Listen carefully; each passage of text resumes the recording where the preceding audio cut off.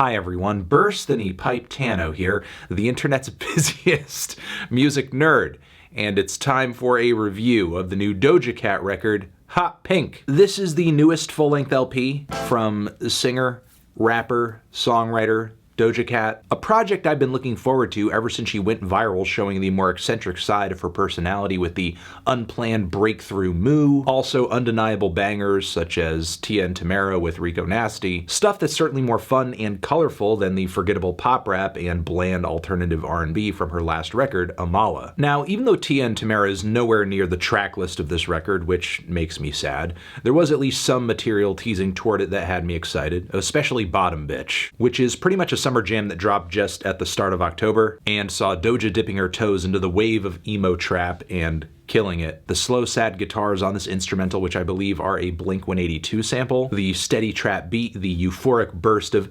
ooh on the hook, all of this comes together for a simple but winning formula. Also, the refrains and the weird relationship this song is in reference to, with Doja Cat referring to this woman she's singing about as being her bottom bitch and relating this relationship they have to that of a pimp and hoe dynamic. Still an irresistible single to my ears though, but what's disappointing after hearing the rest of Hot Pink, it mostly seems like an isolated flash in the pan. And that's pretty much what the entirety of Hot Pink is, every single song, hoping it's a breakthrough single. Doja Cat essentially jumping from one pre-established trendy idea to the next in hopes that she'll be able to fish out another hit, which isn't inherently a bad thing. We all want a hit song, of course. But the way in which that pursuit is gone about here results in an album that has no real focus or distinct personality. The more I listen to it, the less I feel like I have an actual grasp of who Doja Cat is as an artist. What is her sound? What is her style? What is her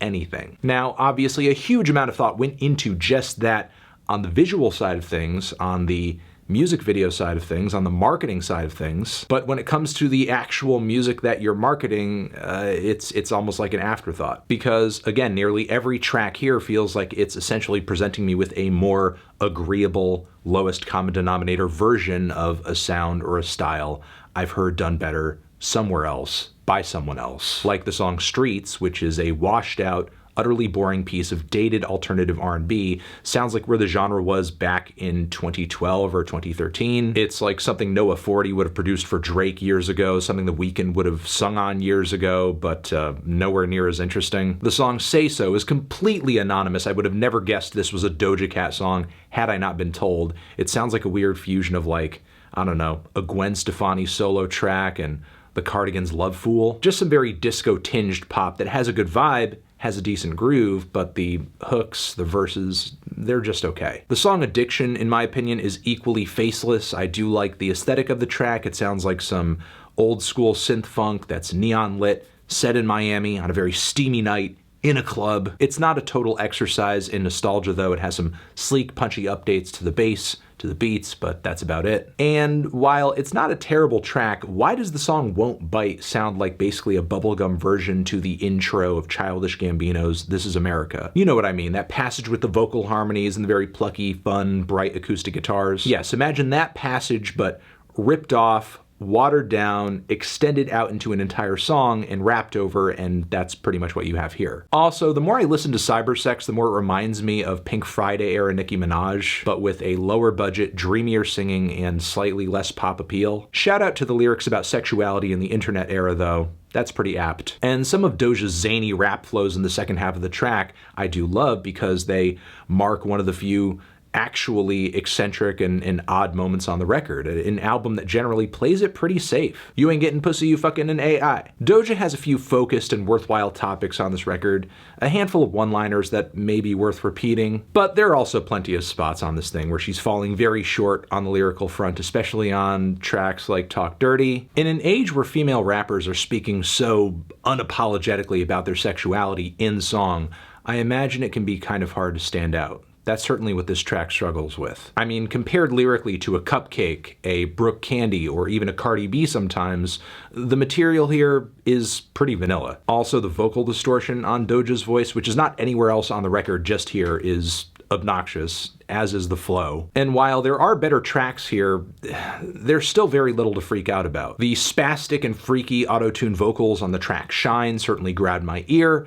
I like the overall vibe and aesthetic of the song, but the lyrics are pretty much just very generic, glitzy, flexing, nothing really all that interesting. The Very Flirty Like That has one of the best hooks on the entire project, some of Doja's most seductive and alluring lyrics, but the Gucci Mane feature is painfully average, and just really sad he phoned it in. Juicy with Tyga should get a mention as well, given how huge the song has been for both of them. I think that the beat is awesome. I like Doja's flows and her chorus on the track, especially that line about if you see it from the front, wait till you see it from the back. There are a lot of good things about this song. There are a lot of good things about it, but what is not so good about it is just how uninteresting and boring the frickin' verses are. Tyga does on this track what I think dozens of other rappers could have done better, and Doja on the back end of the song feels like she's an afterthought on her own track.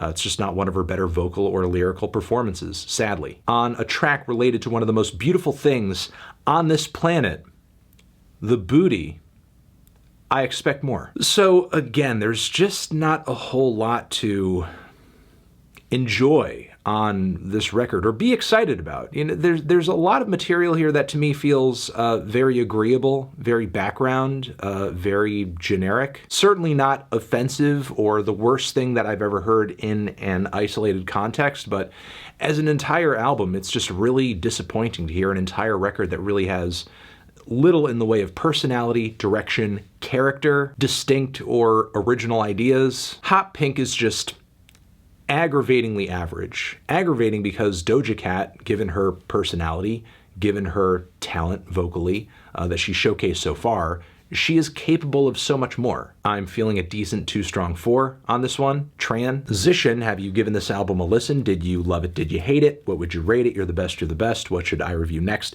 Hit the like if you like. Please subscribe and please don't cry. Hit the bell as well. Over here next to my head is another video that you can check out. Hit that up or the link to subscribe to the channel. Anthony Fantano, Doja Cat, forever.